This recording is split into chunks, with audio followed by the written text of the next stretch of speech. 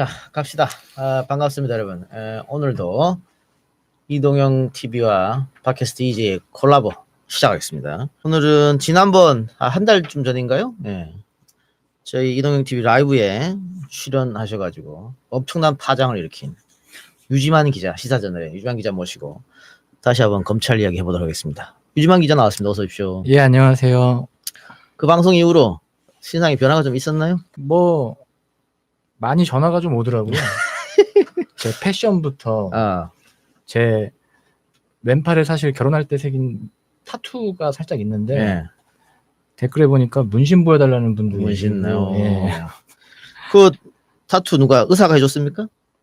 아, 노코멘트 하겠습니다. 이거 의료법 위반인데 이거 털어야 되는데 검찰 출동해가지고 자택부터 해서 다 털어야 되는데 그 검찰 쪽으로부터 또 연락이 좀 있었다고. 예, 좀 있었어요. 이제 예. 앞으로 뭐 어떻게 취재하는데 어려움이 있을 것이다. 뭐 이렇게. 뭐 그렇게 대놓고 얘기는 안 하는데요. 뭐. 괜찮아요? 뭐 어때요? 편하진 않죠. 아니 뭐 저희가 뭐 출입처하고 취재처하고 뭐 대단히 친할 필요도 없지만 대단히 나쁠 필요도 없고 적당한 관계를 유지하면 되니까요. 알겠습니다. 자, 오늘 유지만 기자가 한 분을 또 모시고 왔습니다. 최근에 뉴스타파에서 시리즈로 보도한 게 있죠. 예, 얼마 전부터 시리즈로 나왔던 죄수와 검사라는 남부지검과 관련된 이제 연속 보도가 있었죠. 예. 그때 거기에 등장하신 아주 결정적인 제보자가 계십니다. 이제 통칭 이제 제보자 X라고 예. 불리는 분인데 사실 저하고도 좀 오래전부터 좀 아시는 분이긴 하셨어요. 예. 이제 이번에 뉴스타파하고 같이 좀 협업을 하셨는데 이제 그분을 제가 모시고 왔습니다. 예. 다른 방송에서도 제보자 X로 나왔기 때문에 예. 저희도 제보자 X로 편의상 표현을 하겠습니다. 신변을 보호해야 될 필요성이 있기 때문에 이분은 목소리만 나가는 걸로 하고 TV는 지금 보시는 대로 우리 둘 얼굴만 예. 나오고 있습니다. 근데 뭐 저분 굳이 안 비춰줘도 될 것 같아요. 목소리만 나와도 충분히 될 것 같습니다. 목소리가 사실 더 좋으신 것 같아요. 목소리가 예. 예. 훨씬 목소리가 자극적입니다. 예. 예.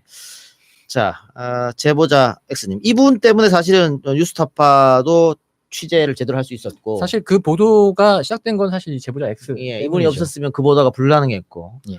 또 이분 때문에 검찰의 민낯을 제대로 드러낼 수 있었다 이렇게 보입니다. 예. 그러니까 이분이 당시 남부지검 금융수사에도 참여를 하셨고 그 과정에서 진행되는 좀 많이 부조리하고 검찰 내 적폐 같은 상황들을 많이 겪으셨고 예. 또 그 부분을 증언을 해주셨고 그걸 뉴스타파가 취재로 또 확인을 해서 이제 예. 연속 보도가 가능했던 거죠. 예. 자, 제보자 X님 나오셨습니다. 어서 오십시오. 예, 안녕하세요. 예. 어려운 걸음 해주셔서 고맙고요. 예. 자, 우선 저도 뉴스타파 기사를 봤습니다만 이해가 안 되는 점이 많더라고요. 어떻게 지금 구치소에 그때 계셨죠? 그렇죠. 구치소에 있었던 사람이 검찰 쪽으로 가서 검찰과 함께 협업 수사를 하고 자유롭게 인터넷도 사용하고 그 아이패드를 또 구치소로 들고 가서 개인 페이스북을 하고 검찰은 수사를 도대체 어떻게 했길래 이 사람의 조언이 없으면은 수사를 못 하고 또 제보자 X가 이야기 해준 것 같고 처음에 수사를 시작하는 경우도 있었고 예, 그렇죠. 또 그러면서 많은 추악한 검찰의 민낯을 또 옆에서 보게 됐고 이렇게 된 과정과 경위가 있었는데 일단 어떻게 해서 검찰 수사에 참여하게 되는지 그걸 좀 여쭤봐야 될 것 같습니다. 제가 주식시장에 좀 오래 있었고요. 특히 이런 M&A 시장이라고 하죠. 그러다 보니까 그 과정에서 제 사건도 주가 조작하고 연결되어 있는 사건인데 저는 제 억울한 부분을 밝혀보려고 처음에 그 주가 조작 사건을 밝히기 시작했어요. 그리고 다 밝혀내고 구속 기소를 시키고 나서 아마 그들은 자기들이 보기에 제가 그런 그 주가 조작의 어떤 패턴을 찾는다든가 하는 거에 대해서 능력이 있다고 판단해서 저를 이제 그 남부지검 금지업으로 출퇴근 이제 하게 된 거죠. 아, 출퇴근해서 수사했습니까? 그렇습니다. 거기서 뭐 검찰청에서 잘 수는 없으니까. 예. 제가 보니까는 이틀에 한 번꼴로 나가셨더라고요. 검찰청으로. 뭐 이제 바쁠 땐 매일 나가는 경우도 있고. 매일 나가는 경우도 있었고. 예. 또 그쪽 수사팀이 다른 사건을 할 때는 뭐 좀 1, 2주 안 나갈 때도 있고 그래서 평균 보면 일주일에 2, 3회 정도 된다고 보면 됩니다. 몇 개월 정도 수사에 참여하셨습니까? 그렇게 뭐 한 2년 됐죠. 2년이요? 예. 아, 2년 동안 수사에 참여했다. 그럼 일단 쉽게 말하면 검찰이 이 부분에 대해서 잘 모르기 때문에 예. 전문가의 도움을 받아 수사를 했다 이렇게 보면 되겠네요. 쉽게 생각하면. 예, 그렇습니다. 뭐 아무튼 제가 뭐 아주 뭐 특별한 저보다도 더 능력 있는 분도 있으셨을 텐데 어찌됐든 제가 수사하는 거에 대해서 뭐 실적으로 이렇게 표출되면서 저는 제 방이 따로 있었어요. 검사실 안에. 그래서 검사실에 방이 따로 있었습니까? X의 방이. 그렇습니다. 예. 예. 저만 사용하는 그래서 거기서 제가 수사 보고 기획서를 만들고 그걸 가지고 브리핑을 하고 그러면 거기에 따라서 이제 그 이후에 수사가 진행되는 그런 형식이었죠. 예. 네. 자, 그러면 검찰이 그렇게 불렀을 때는 뭔가 딜을 조건을 제시했을 것 같아요. 네가 우리를 도와주면 우리도 뭔가 해주겠다라든가. 이제 처음에 제가 제시했던 조건은 제가 당시 구속된 사건이 좀 왜곡돼 있는 부분이 많아서 그 부분을 재수사해 달라는 부분하고 아, 억울한 게 있으니까 좀 다시 한번 살펴봐달라. 예, 그리고 또 만약에 그 억울한 부분이 밝혀지지 못하면 그래서 형이 확정된다 그러면 가석방을 도와주겠다고 해서 그래서 뭐 열심히 수사를 하게 된 아, 거죠. 그럼 검찰이 가석방 약속을 한 겁니까? 아, 공문으로 보내줬죠. 공문으로요. 예, 예. 그건 기록도 남아 있어요. 그럼 결론부터 약속을 지켰습니까 검찰이? 안 지켰어요. 그럴 리가 없지 그 새끼들이. 그럴 리가 없어. 아니 쏘고셨어요 순진하게 어떻게? 뭐 그럴 수밖에 없었죠. 속아도. 아 그때 당시에서는 예. 근데 공문으로도 와 있고 계속 약속이 안 지켜지니까 얘기했을 거 아닙니까? 아, 왜 약속을 안 지키냐? 아, 그래서 처음에는 이제 구두 약속만 계속 진행하다가 제가 불러서 이제 그 출근 거부 투쟁을 했죠.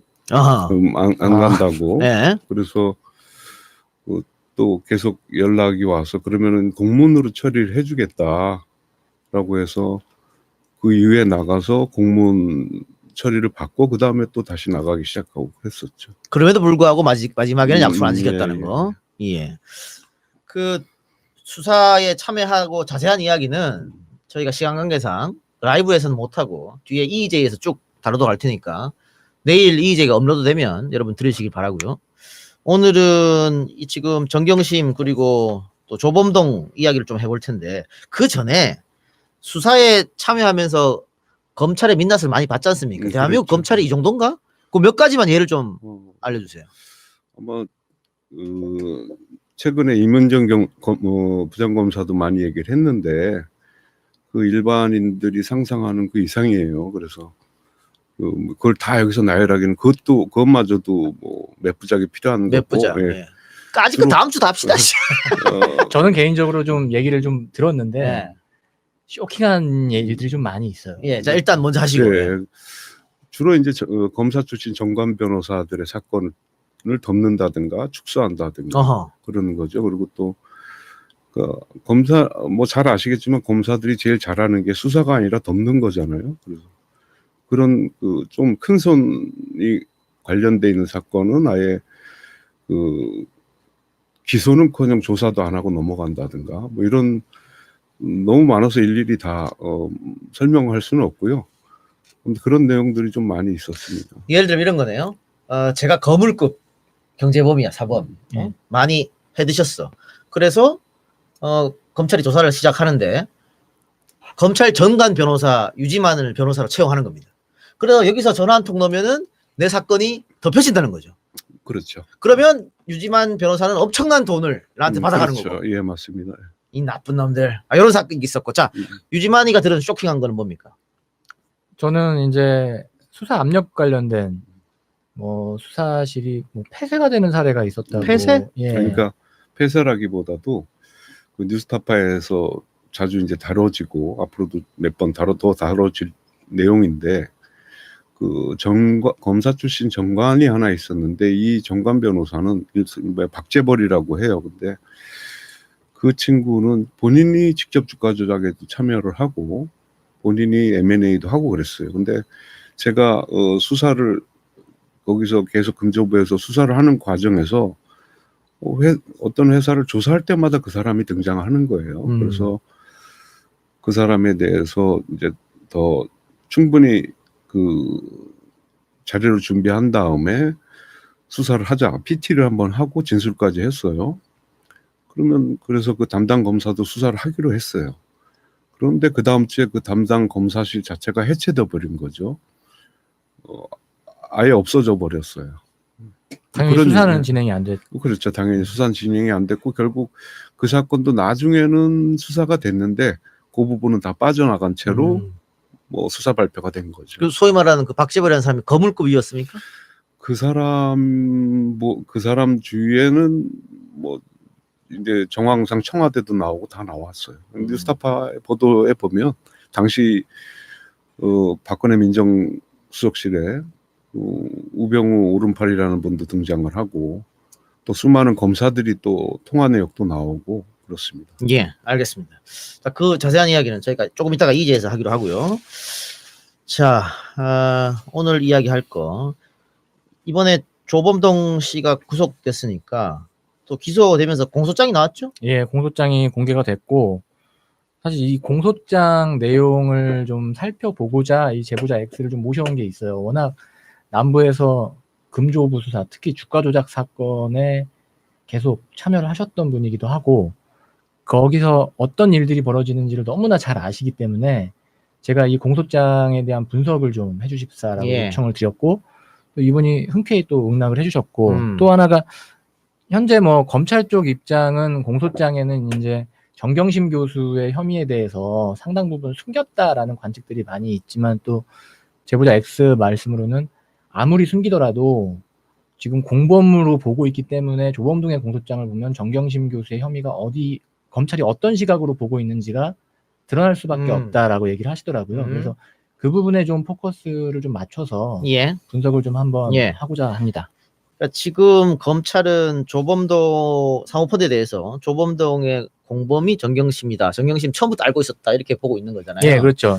제보자 X가 지난번 KBS 나가서 그건 말이 안 된다라고 하셨는데 구체적 이유는 시간이 없기 때문에 거기서는 못했습니다. 예. 여기서는 뭐 충분히 말씀하실 수 있으니까 예. 일단 이 공소장을 보고 조범동 공소장 보고 어떤 생각이 드셨어요? 처음에 이제 과정을 유주만 기자님하고의 그 어떤 이 사건을 들여다보는 과정을 설명을 해보면 8월 중순경인가요? 그 제가 설명을 드릴게요. 그럴까요? 사실은 이게 8월 중순에 막 이제 사모펀드 가입됐다 뭐 이 얘기가 처음에 나왔을 때 예. 그때가 그 조국 장관 딸의 논문 제일저자 논란이 막 뜨겁게 달아오르고 하던 시점이었을 겁니다. 예. 예. 그 시점에 사실 저는 이제 표창장 논란은 물론 감정적인 문제는 있지만 진짜 문제는 사모펀드가 될 거라고 생각을 하고 그때 연락을 드렸었어요. 이미 이걸 어떻게 보시냐라고 했더니 물어본 제가 허무할 정도로 그땐 자료가 이렇게 공개되지 않은 상황이었음에도 불구하고 야 그거는 조범동한테 당한 거야. 조범동한테 당했다. 네, 당한 거야. 조범동이 사기꾼이라는 네, 얘기예요. 더 파볼 것도 없어. 이러더라고요. 그래서 상황이 이렇게 막 압수수색이 되고 뭐 대규모 압수수색이 되고 할 때까지 예상을 전혀 못했기 때문에 저도 이상하다는 생각은 했지만 이게 그런 상황인가라고 생각하고 뭐 취재는 계속 했지만 크게 약간 방심했다고 해야 될까요? 뭐 그런 측면이 없진 않습니다. 그러면 지금 네. 알릴러에 나갔던 그 정교수의 PB죠 김모 씨. 그 사람도 지금 똑같이 주장했거든요. 이건 당한 거다. 그거하고 일맥상통하는 거네요. 그러니까 9월 10일 날 최초에 그분이 인터뷰를 이제 KBS하고 하셨잖아요. 예. 그 훨씬 이전에 이 제보자 X는 그 뭐 주변 인맥을 통해서 좀 탐문 취재를 하셨는지는 모르겠지만 이미 그 시기에 직감적으로 아셨던 것 같아요. 이게 그런 프레임이다 사실은. 말씀 들어볼까요 그러면? 우연치 않게 이 주식시장이 그렇게 넓다고 보지만 그렇게 넓지를 않아요. 근데 이 사건에 나오는 WFM이나 포스링크 같은 데는 제가 과거 알고 있던 지인이나 현재까지도 알고 있던 지인들이 근무를 하고 있어요. 그리고 또 이 자금 시장, 주식시장의 자금 시장도 그렇게 좁은 바닥이 넓은 바닥이 아니기 때문에 뭐 이것저것 들리는 얘기가 있었고요. 근데 유지만 기자님 그때 물어볼 때도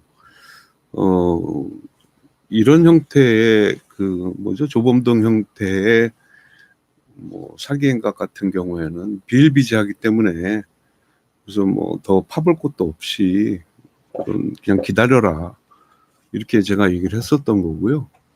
뭐 그 이후로 이게 너무 계속 어떤 언론에서 계속 이 부분을 언론사에서 기사를 내는데 제가 보기에는 뭐라 그럴까요? 아무튼 한 조각만 보고 전체 자기의 그림을 막 그려가는 것 같아서 좀 답답한 마음도 있고, 그리고 저보다도 더 뛰어난 변호사님들도 있을 거고 주시장에 계신 분들도 있을 텐데 아무도 말하지 않고 있더라고요. 그래서 저는 관심을 안 두려다가 그래도 뭐 제가 뭐 라이센스가 없는 사람이지만 그래도 제가 아는 지식하에서는 충분히 정경심 교수와 조범동은 공범관계가 아니라는 것을 밝힐 수 있을 것 같아서 그래서 유진만 기자님 부탁해서 제가 오늘 나오게 된 예. 겁니다. 그러면 그때 유 기자한테 이건 당한 거다. 그거 한 거 하고 그때는 아무것도 자료가 없었지 않습니까? 뭐 들리는 얘기. 예.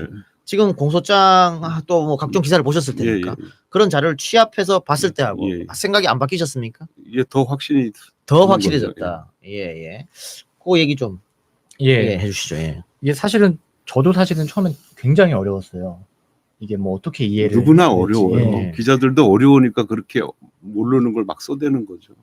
알면 이렇게 뭐 기사를 그리고 못 이제 써요. 천천히 공부를 하다 보니까 이제 조금 이해를 한 것 같긴 하지만 제가 설명드린 것보다는 제보자 X의 설명을 듣는 게 더 나을 것 같은데, 기본적으로 하나 좀 말씀드리고 싶은 거는 이걸 뭐 사모펀드다 해가지고 굳이 어렵게 시작을 하실 필요는 없으세요. 그냥 일반적인 기업이 M&A를 하는 과정에서 자금을 어떻게 투자하고 뭐 투자 유치를 어떻게 하고 그 과정에서 무슨 문제가 발생하고 그냥 일반적인 회사다라고 놓고 보셔도 사실은 무방할 것 같아요. 그거는 뭐 최근에 좀 제보자 X랑 다른 뉘앙스로 말씀을 하셨던 김경률 회계사도 사실 같은 방식 내용에 대해서 동의를 하거든요.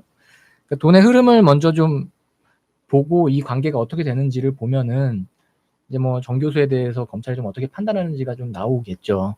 이제 뭐 시작을 하세요. 예. 일단 공소장을 앞부분부터 한번 보겠습니다. 뭐 저는 이제 아무래도 질문을 검찰이나 보수 언론 쪽에서 보고 있는 것에 대해서 질문을 드리도록 할게요. 일단 그 첫 번째 시작은 그 우국환 씨에서 시작을 하는 건가요? 그러면? 아닙니다. 이 공소장 내용에서. 공소장 내용. 공소장 첫 페이지는 조범동의 이 사건에 관련된 본인의 위치 이런 걸 설명한 거고요. 거기에 보면 이제 조범동은 코링크피의 총괄 대표이사이며 코스닥 상장사의 WFM의 경영권을 우국환으로 인수받은 사람이다라고 표현하게 가는 거죠. 그리고 거기서 시작되고 나서 이제 관계자들의 설명이 나와요. 공소장에는 뭐 이상호는 누구고, 뭐 우국환은 누구고, 뭐 공범들에 대한 설명도 좀 나옵니다. 근데 이게 뭐 특별히 중요한 건 아닌 것 같고요. 그리고 한 가지 이제 이거를 듣는 사람들이 이 뭐라 그럴까요? 이 단어에 이렇게 집착을 하게 되면 이해가 복잡해져요. 어렵죠. 그래서 되도록이면 뭐 단어를 축소해서 얘기를 하는 게 이해가 빨라요. 단어를 괜히 어려운 단어를 많이 나열해봐야 별 의미가 없으니까요.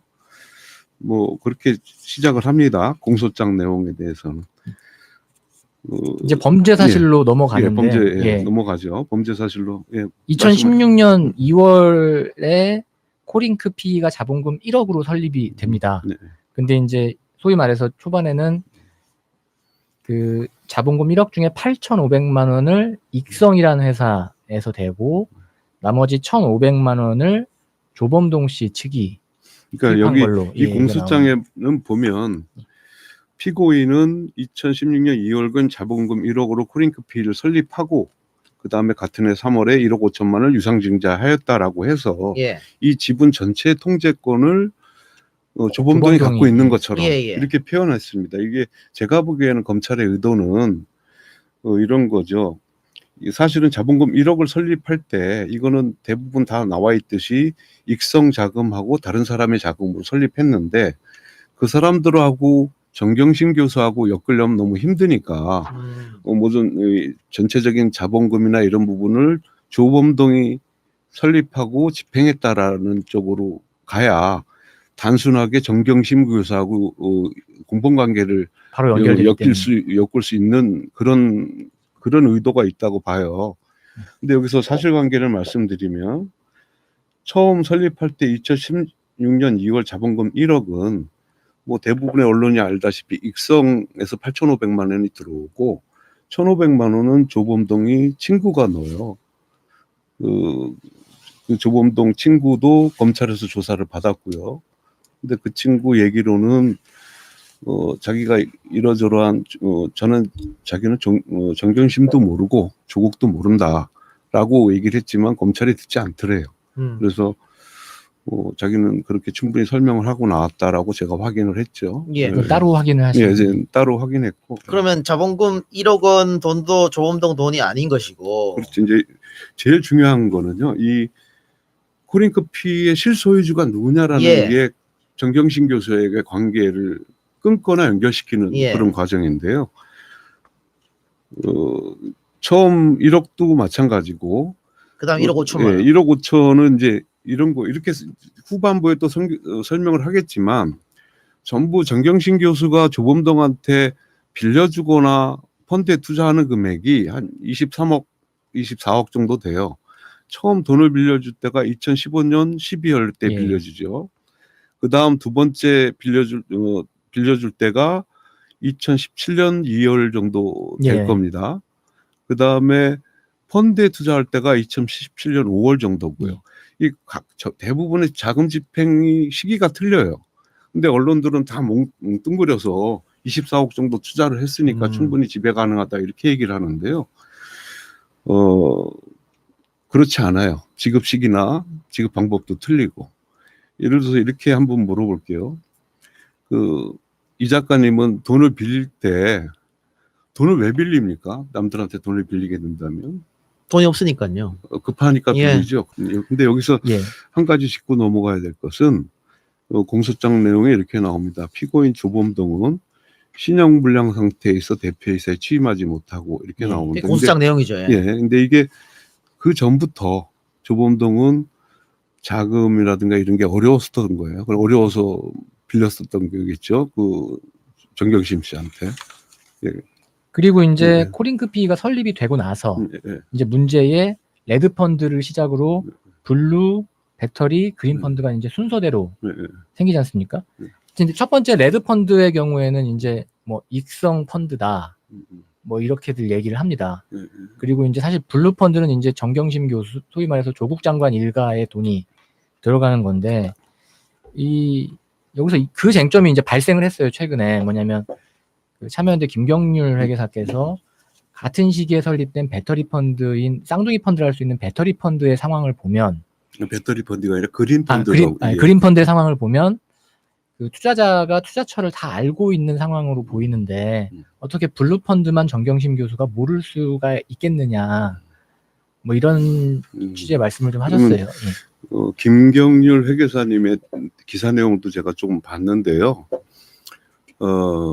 김경률 회계사님을 전혀 비난할 생각은 없고요. 다만 그분이 가지고 있는 오류를 좀 말씀드리자면 저는 이렇게 생각했어요. 전문가의 관성의 오류다. 예. 회계사, 금조부 수사에는 금융감독원에서 파견 나온 회계사들도 같이 수사를 하거든요. 예. 근데 그분들한테 판단은 안 맡겨요. 자금의 흐름만 맡기는 거지. 근데 그 김경률 회계사님이 삼성바이오 수사를 하면서 굉장히 사회적으로 공헌을 하신 부분이 있는데 삼성하고 이런 코스닥 상장사하고는 틀려요. 메커니즘이. 그 삼성은 사람을 쫓아갈 필요는 없잖아요. 이재용이란 한 사람이 있으니까 자금만 쫓아가면 되는 겁니다. 근데 코스닥 시장에서는 여러 이해관계인들이 얽혀서 그 굉장히 복잡한 구조로 자금도 움직이고 그 비즈니스 관계가 얽혀 있기 때문에 김경률 회계사님은 이 펀드에 대해서 코링크피의 생각을 할 때 일단 설정을 정경심 교수가 실제 사주다라고 설정을 해놓고 그 다음 자금을 하니까 자금을 따라가니까 WFM에서 횡령 자금이나 포스링크 자금이나 IFN 자금이나 모든 게 다 정경심 교수가 알고 있을 거다. 예. 이렇게 판단하시는 오류가 생기는 것 같아요. 그리고 또 김 회계사님이 말씀하시길 그린 펀드하고 블루 펀드는 쌍둥이다라고 하는데 쌍둥이는 같은 날 태어나야 쌍둥이인 거죠. 예. 근데 설립 연도도 다 틀리고요. 그 투자 구성원도 틀리고 투자처도 틀려요. 그래서 이거를 쌍둥이라고 볼 수는 없는 거고 또 김회계사님의 판단의 오류가 그린 펀드에 투자한 사람들은 자신들이 투자한 그 자금의 흐름을 다 알고 있었다. 그러니까 정경심 교수도 알고 있었을 거다라고 판단을 예. 하는 거죠. 근데 그린 펀드에 투자했던 사람들이 자신의 투자금이 어떻게 투자됐다고 아는 과정은 분쟁 과정에서 소송이 발생해서 거기서 나오는 정보를 가지고 알게 된 것이지 어떻게 투자자가 자기 자금을 횡령하는 것에 대해서 어떻게 알 수 있겠어요. 횡령하는 걸 알 수 있었다면 그런 투자를 왜 하겠습니까? 그래서 다시 한번 얘기하자면 뭐라 그럴까요? 회계사분들은 이렇게 자금만을 쫓아가다 보니까 좀 오류가 발생했다고 볼 수 있는 거죠. 예. 또 하나 공소장에 나와 있는 게 블루펀드에 대한 허위 변경 보고에 의한 자본시장법 위반이다. 이렇게 공소장에 나와 있습니다. 이 부분. 이거는 이제 보면 자본시장법에 집합투자라는 항목이 있어요. 거기에 예. 보면 이제 사모펀드에 대한 운영 뭐 이런 부분인데 이거에 대한 사모펀드에 이제 이거 보통 이게 상장회사로 말하면 허위 공시 같은 거거든요. 예. 공시 위반이나 보고 위반. 이거는 보고 위반에 해당되는 건데. 예. 그러니까 자본시장법 위반이기보다는 보고 의무 위반이다. 그게 자본시장법 안에 들어가 있긴 하죠. 예. 보고 위반인데 이 보고에 대한 의무는 그 사모펀드는 GP가 있고 LP가 있습니다. GP는 이 펀드 전체를 운영할 결정을 갖고 있는 사람이고 LP는 단순히 투자자일 뿐이에요. 그런데 예. 이 보고 의무는 GP한테 있는 거예요. 그러니까 이게 만약에 문제가 있다고 하더라도 LP가 책임져야 될 부분은 아니에요. 예. 그 말씀은 뭐 모집 금액이 원래 99억이었는데 그에 못 미치는 14억을 넣었다 하더라도 그렇죠. 돈을 집어넣은 정 교수 쪽은 책임이 없다. 그리고 이 검찰에서는 여기에 보면 그런 사실을 모두 알면서도 정경심 측에서 도장을 찍었다라고 표현을 하는데 제가 보기에는 그래요. 이게 제가 추측하건데 조범동 측에서 이게 블루펀드는 정경심 교수 때문에 만들어진 펀드가 아니에요. 예. 기존에 있었던 펀드를 원래는 정경심 교수가 자금이 들어오면 갱신을 해야 되는 겁니다.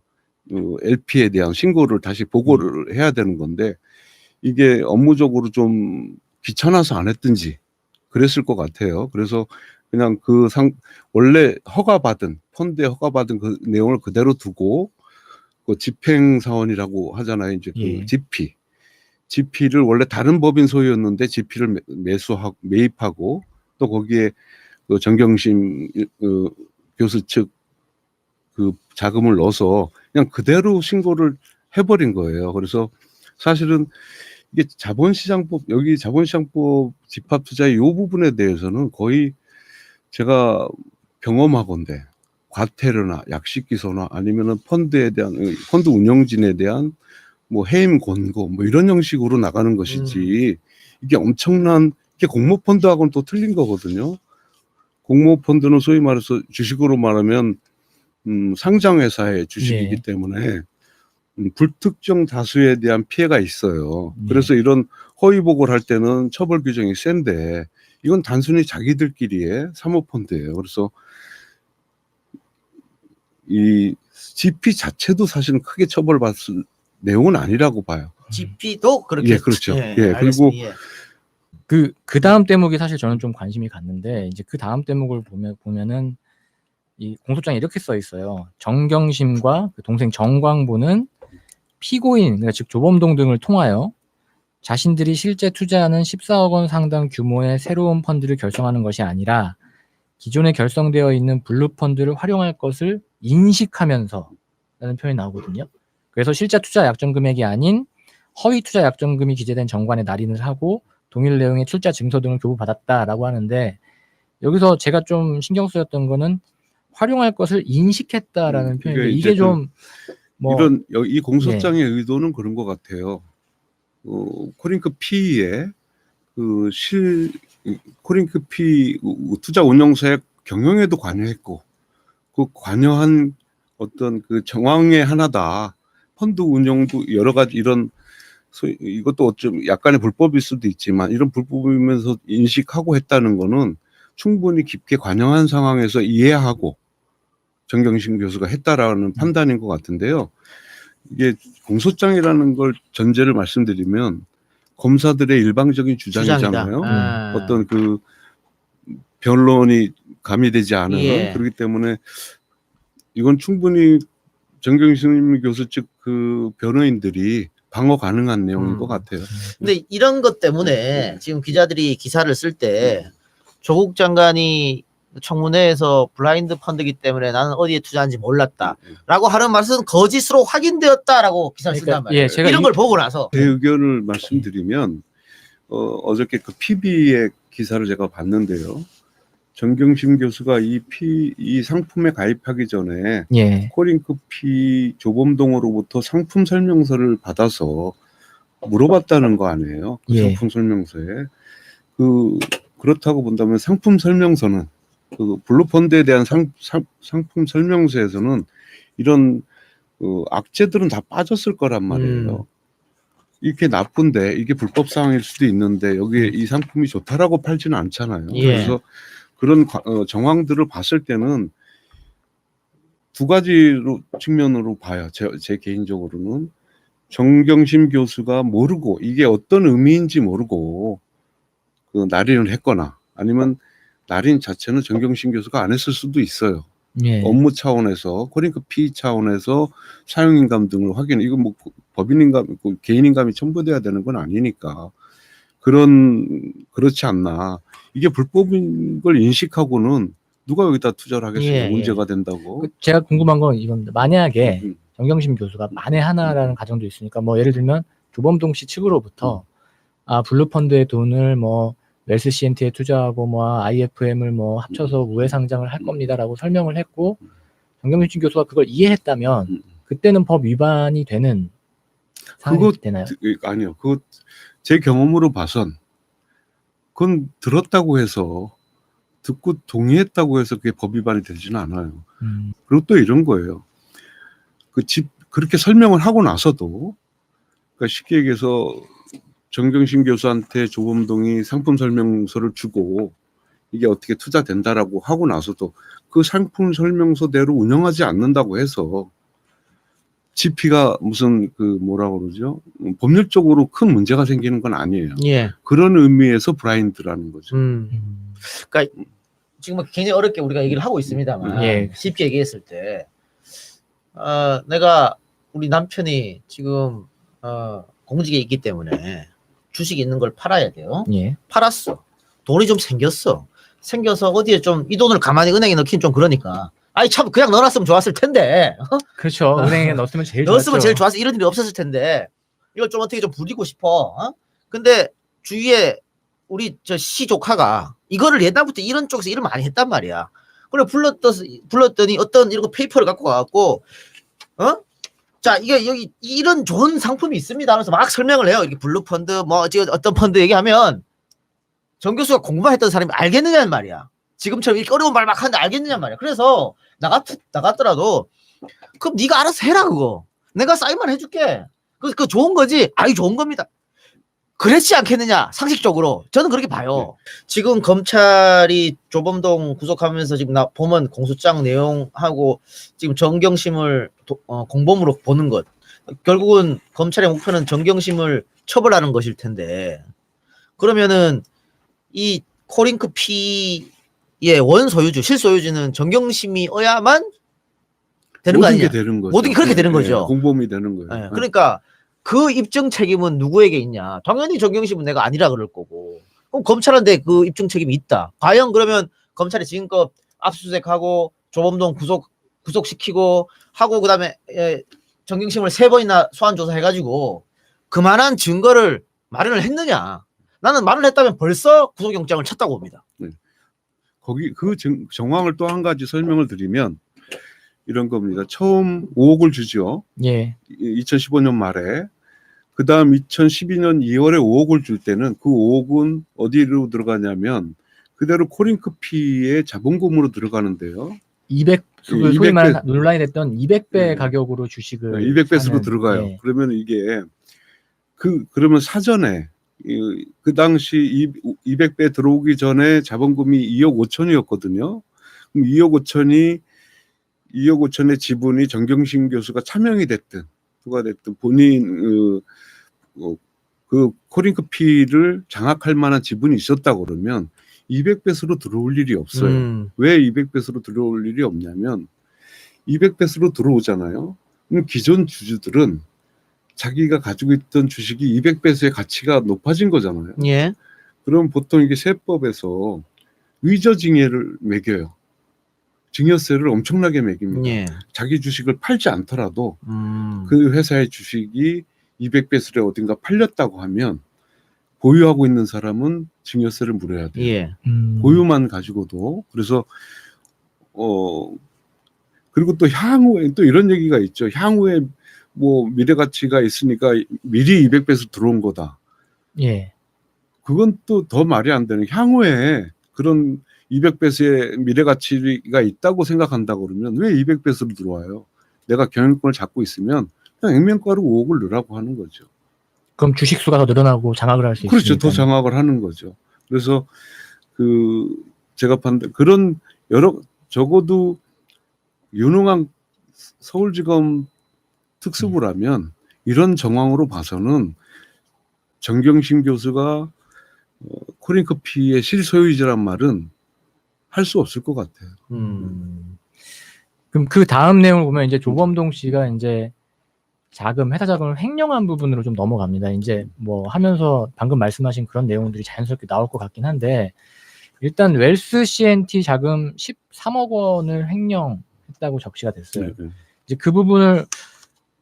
이 부분을 횡령해서 검찰이 보는 시각은 이 부분에 대해서 정경심 교수가 알고 있었고 한마디로 그게 나중에 무자본 M&A로 종잣돈으로 쓰인다. 뭐 이런 식의 취지인 것 같은데. 공소장 내용은 예. 이렇게 나오죠. 블루펀드에서 웰스 CNT를 넣고 예. 웰스 CNT에서 IFM을 IFM 로 넣고 거기서 횡령이 벌어진 걸 다 정경심 교수가 알고 인지하고 있었다. 예. 약간의 더 이상의 수익을 바라고 펀드에 가입한 사람이 그 돈이 횡령이 돼서 나가는 거를 용인했다라는 거는 그건 좀 이건 무슨 어떤 설명이 불가능한 비상식적인 거죠. 그냥 자기 돈 펀드에 투자한다고 놓는데 그게 횡령하는 걸 다 인식하고 묵인했다? 이건 말이 안 되는 거예요. 예. 그 공소장을 보면 네. 그 한마디로 이 횡령금으로 나중에 조범동 씨가 정경심 교수한테 빌린 돈을 지급한다. 뭐 이런 프레임으로 보는 것 같고. 그렇죠. 예. 실제로 이제 이 사실을 조범동과 사실상 합의를 했다. 뭐 이렇게 보는 시각이 좀 있는 것 같은데. 그래서 예. 제가 엊그저께 다른 방송에 가서 이런 얘기를 했죠. 그 조범동과 정경심 교수가 공범 관계일 수 있느냐라고 물어봐서 그거는 아마 프랑스 말만 하는 사람과 중국어만 하는 사람의 어떤 범죄를 모의한다는 게 가능하겠느냐라고 제가 표현을 했어요. 그거는 불가능한 얘기예요. 이 주시장에서는. 자, 그럼 결론을 좀 냅시다. 여기서 너무 복잡해지고 어려워지니까 결론을 좀 내면 이 조범동은 어쨌든 자기가 돈이 없어요. 없죠. 네. 원래 없었고 시종 불량자였고. 네. 그래서 어디서 돈을 마련해가지고 시작하는 거지 않습니까? 그런데 그 돈은 어디서 나왔겠느냐? 그리고 지금 X 이야기에 의하면은 정경심은 실소유주가 될 수 없다. 조범동도 실소유주가 될 수 없다. 돈이 없으니까. 조범동은 처음에는 브로커 역할을 해서 수수료를 먹는 이런 입장이었다가 본인이 조국 수석이 되고 나서 여러 조국 수석을 뭐라고 하면 재료를 삼아서 자기가 영향력을 높이는 과정이라고 보여요. 자금 흐름이나 이렇게 보면. 그래서 그러면서 무자본 M&A에서 주가 조작을 하다가 실패한 사례죠. 근데 그 다음 상황을 보면 그 정경심 교수, 그러니까 조범동 씨 측이 이제 정경심 교수와 정광보 씨한테 빌린 돈의 수익을 보장해주기 위해 코링크피 담당 임직원과 함께 정광보를 계약 명의자라고 하는 허위 경영 컨설팅 계약을 체결한 후 수수료 명목으로 매달 860만 원 정도 받아갔다고 나와 있거든요. 근데 이건 보도가 된 거예요. 이거하고 또 하나 이슈가 WFM에서 자문료를 뭐 1,400만 원 받았다 정경심 교수가 뭐 이 부분인데 자문료는 문제될 게 없다고 보고요. 예. 대여가 됐든 투자금의 수익금이 됐든 대여금의 이자가 됐든 그게 회사 자금인지 인식하고 회사 돈을 부당하게 받으면 횡령인 건 맞아요. 횡령인 건 맞는데 아마 제가 좀 선의로 생각을 하자면 정경심 교수의 남동생은 그게 범죄라고 생각하지는 않았을 거예요.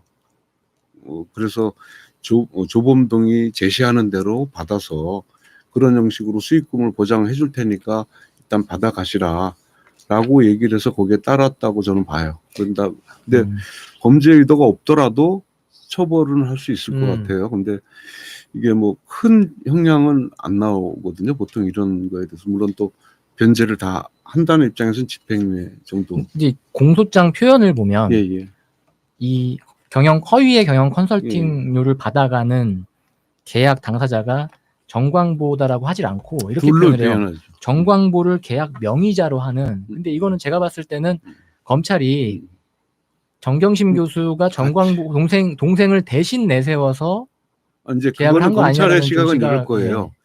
이 자금 이렇게 컨설팅 계약 목록으로 돈을 빼준 이유가 그 자금이 정경심 교수가 3억, 그다음에 정광보 씨가 2억 해서 5억이 들어갔기 때문에 그 5억에 대한 반대급부로 집행된 그 매월 800만 원은 아마 두 사람한테 공이 날아가졌을 거다라는 인식을 가지고 횡령 공범으로 볼 수도 있겠죠. 그렇게 엮어갈 수도 있을 것 같아요. 그래서 이 부분이 제일 약한 고리다라고. 예, 그렇죠.